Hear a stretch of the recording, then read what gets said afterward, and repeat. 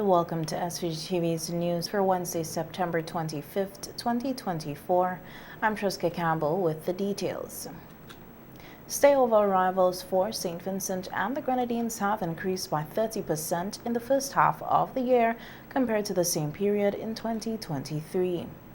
At a press conference, Minister of Tourism, Culture, Kalish James shared the arrival statistics, which were recorded before Hurricane Beryl struck St. Vincent and the Grenadines on July 1st, 2024. This is something that is really the Tourism Authority, the research unit, the staff is looking at the numbers, and what we are seeing is just over 11 to 12,000 more people coming to the destination within the first 6 months of the year in comparison to last year's numbers. And it shows that there's some significant growth, and the potential is there to even expand a bit more in our growth as a tourism destination. Minister James said they had concern about July's arrivals due to the impact of Hurricane Beryl. However, he noted that the figures indicated the hurricane had a minimal effect on arrival numbers compared to the previous year. For July, despite the passage of Hurricane Beryl, our numbers actually held, recording some 8,284 passengers to the destinations. I must warn you that these numbers are provisional. They're still being computed by the Research and Information Unit, as well as compiling these numbers from the Immigration and Customs. But from all indications, despite a few cancellations and change of events during the carnival season, our numbers actually in fact held during the July. And then one of the biggest fears were whether or not we're going to have a carnival and whether the impact of Hurricane Beryl is going to affect the numbers. So it's good for us to report that July is looking favorable. The numbers in fact held, and I'm hoping next year we can outdo the numbers we've had this year on record. The provisional numbers I'm seeing here, I want us to move in the direction to improve on those numbers. In terms of cruise passenger arrivals, Minister Kalish James reported that the majority of the visitors came from cruise ships, which experienced a significant decrease due to the COVID-19 pandemic in 2019 and 2020. He noted, however, that there has been consistent annual growth, including for 2023 to 2024 cruise season. Last year we recorded just under 400,000, 394,000 passengers, just shy of our 2019 arrival numbers of 404,000. While our cruise passengers numbers last year surpassed our pre-COVID 2019 numbers, we recorded some 264,000 plus passengers last year via cruise, passing the 255 plus thousand passenger numbers of 2019, which was our benchmark pre-COVID year in terms of performance and growth. Looking ahead, the minister announced that the 2024-2025 cruise season is expected to mark a third consecutive year of growth for cruise lines to St. Vincent and the Grenadines, with 9 inaugural calls anticipated. Meanwhile, Yachting has seen a decline in arrivals, and Minister Kalish James stated that they are actively working with all stakeholders to increase these numbers. A slight drop in yachting by 1.7%, and I do expect and anticipate a further decline due to some cancellations post-Beryl.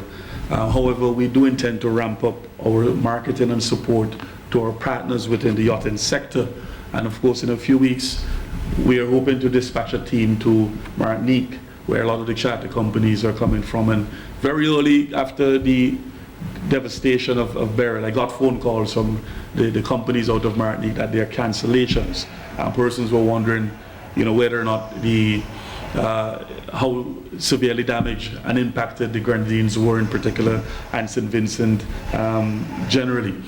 James emphasized that St. Vincent and the Grenadines is recovering well and remains open for business despite the challenges posed by Hurricane Beryl. With more airlines coming on board, Minister James expressed optimism that arrivals are expected to increase even further. Newly appointed Chief Executive Officer of the SVG Tourism Authority, Annette Mark, is looking to ramp up promotional events to market St. Vincent and the Grenadines to the world. Outlining some of her plans, Mark announced that one initiative will be in collaboration with JetBlue, the new airline making its inaugural flight to Argyle International Airport on October 9th, 2024. We will be collaborating with JetBlue in a number of promotional events, and one of them, which I will be remiss not to speak about, is the Sip into the Blue promotion, which we will be collaborating also with the brewery. So it's simply, there will be limited bottles that will have blue labels. You will purchase them at our bars and restaurants, and once you scan the QR code, you have a chance to win 2 round tickets. Well, actually it's 1, but I'm now throwing in the extra one. 2 round tickets to or from St. Vincent on JetBlue. To or from St. Vincent, New York, JetBlue. So please look out for the further details that we will give on the day of the arrival of JetBlue. Marcus stated that marketing as SVG will take various forms with a strong focus on digital marketing throughout the year.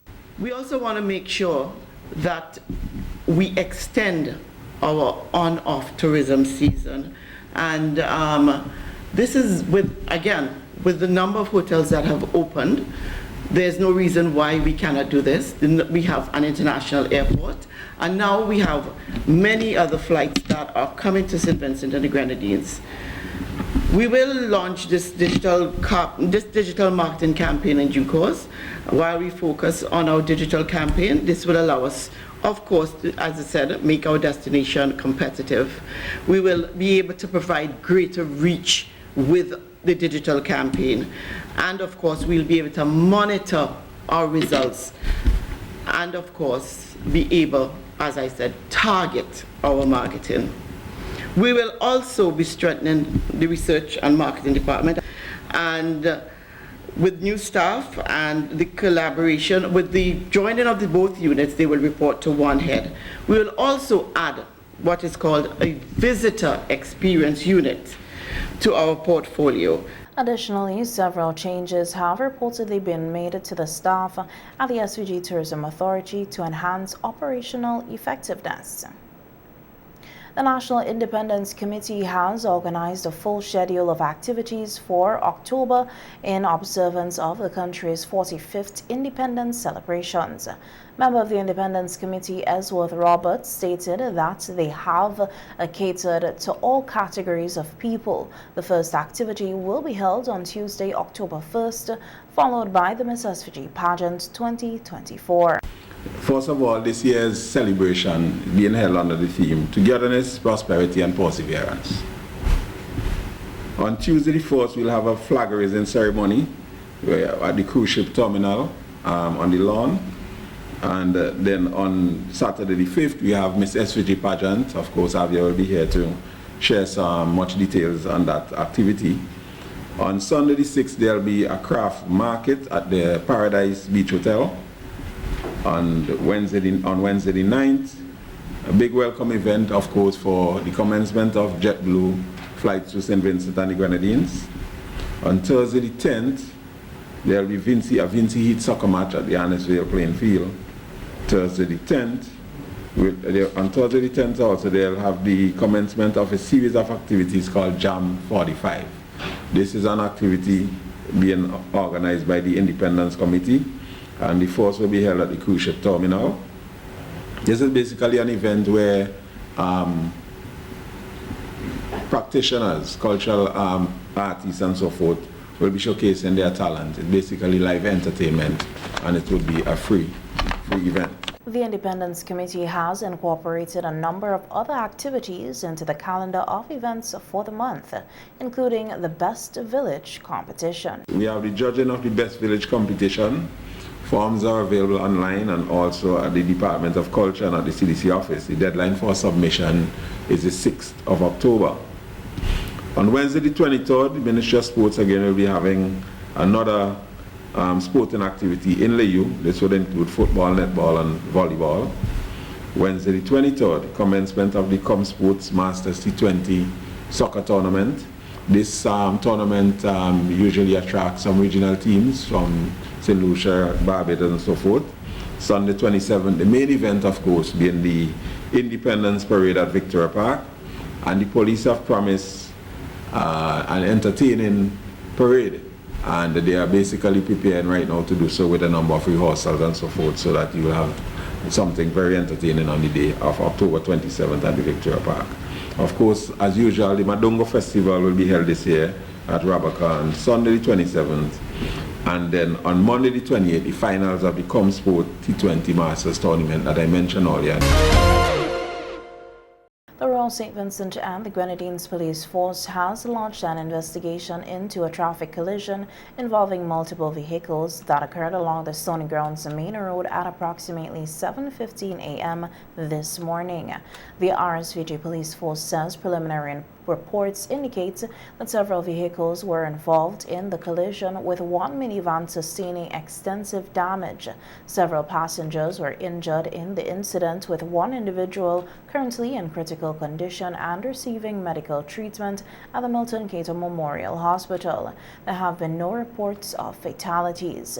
The RSVG Police Force says it will conduct a thorough investigation into the circumstances surrounding this collision to determine the cause and any contributing factors. The police are urging any witnesses or individuals with information regarding this accident to come forward to assist in the ongoing investigation. The police are also reminding the public that all road users have a responsibility to exercise due care and attention while on the roads, particularly during peak hours. The Royal St. Vincent and the Grenadines Police Force today provided an update on the investigation into the death of a 10-year-old female student from Glen, which occurred on September 14, 2024. Preliminary investigations reveal that around midday on Saturday, September 14, 2024, the police at the Calico Police Station received a report that the family of four had been found in distress at their residence in Glen. Upon arrival, the officers discovered four females, including the 10-year-old, inside the house. Three of them were breathing, while the 10-year-old appeared motionless. The district medical officer was summoned and later pronounced her deceased at the scene.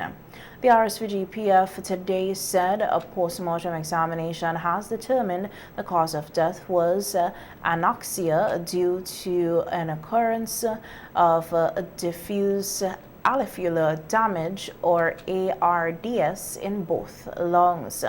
The RSVG Police Force says, based on the findings of the investigation, there is no evidence to suggest foul play. However, it is encouraging anyone with information that may assist the investigation to come forward. The RSVG Police Force extends its deepest condolence to the family and friends of the deceased during this difficult time. In other news, the St. Vincent and the Grenadines is said to be advancing plans to establish a maritime single window, MSW, to digitalize its maritime sector. An MSW is a centralized IT platform that facilitates the exchange of information among ships and various government agencies for efficient arrival, stay, and departure of ships at ports. As of January 1st, 2024, all IMO member states are required to implement MSW systems to streamline port procedures and enhance efficiency.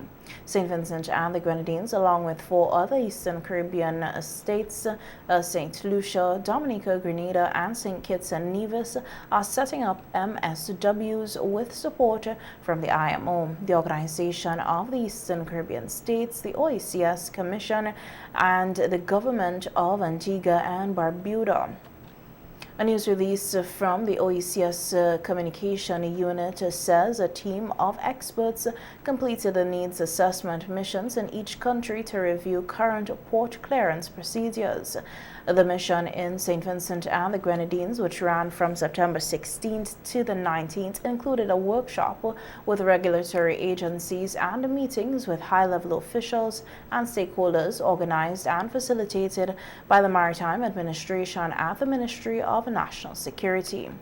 On the final day, the team presented its findings and recommendations, which will inform a gap analysis of the current system and a cost analysis for establishing an MSW that meets into the requirements.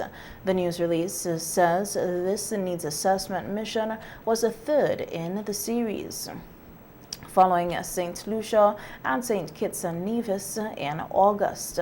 Upcoming missions are scheduled for Grenada in October and Dominica in January 2025.